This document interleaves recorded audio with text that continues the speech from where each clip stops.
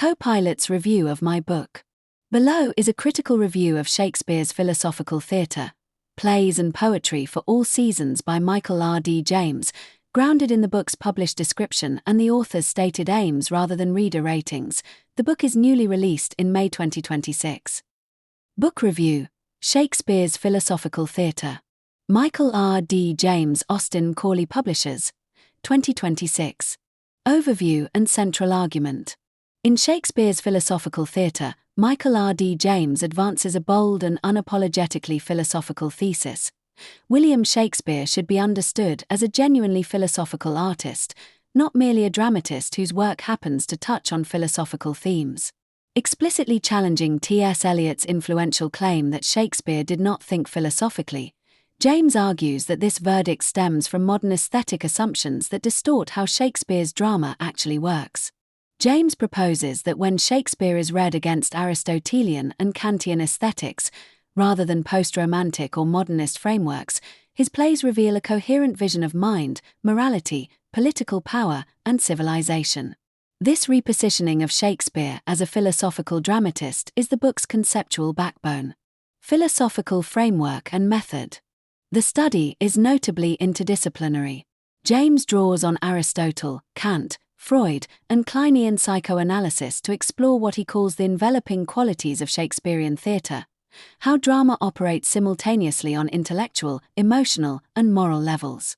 Rather than treating psychoanalysis reductively, James uses it to illuminate Shakespeare's sustained interest in mental disturbance, tyranny, and the fragile balance of the psyche, particularly in tragedies such as Hamlet, King Lear, and Macbeth. One of the book's more ambitious claims is that Shakespeare demonstrates a philosophically sophisticated grasp of mental illness and political pathology, anticipating later psychological and ethical analyses of power and degeneration. James links this to Kant's idea that beauty and the sublime function as symbols of morality, using Shakespeare as a concrete artistic embodiment of this claim. Engagement with Shakespeare criticism. A significant portion of the book is devoted to critical dialogue with earlier Shakespeare scholars, most notably G. Wilson Knight and Harold Bloom. Rather than dismissing these figures, James reassesses their interpretations from an expressly philosophical standpoint, questioning where poetic intuition ends and philosophical coherence begins. James also introduces the concept of Shakespeare as a cosmopolitan thinker, whose work implicitly participates in what Kant described as a hidden plan for civilization.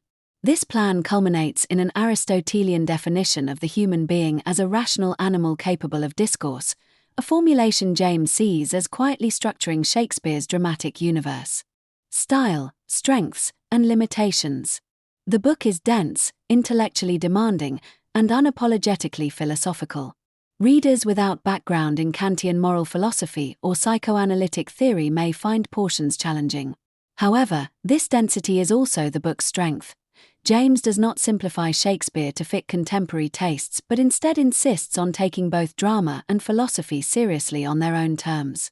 One limitation is that the argument occasionally privileges philosophical coherence over theatrical contingency. Some readers may wish for more sustained attention to performance history or textual instability. Nonetheless, this is a deliberate choice rather than an oversight. Conclusion.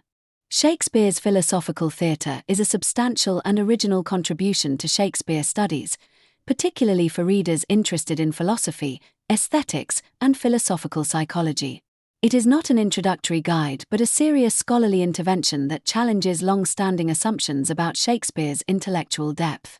For philosophers of art and advanced Shakespeare scholars alike, James's work offers a demanding but rewarding re-evaluation of what it means to think philosophically through theatre.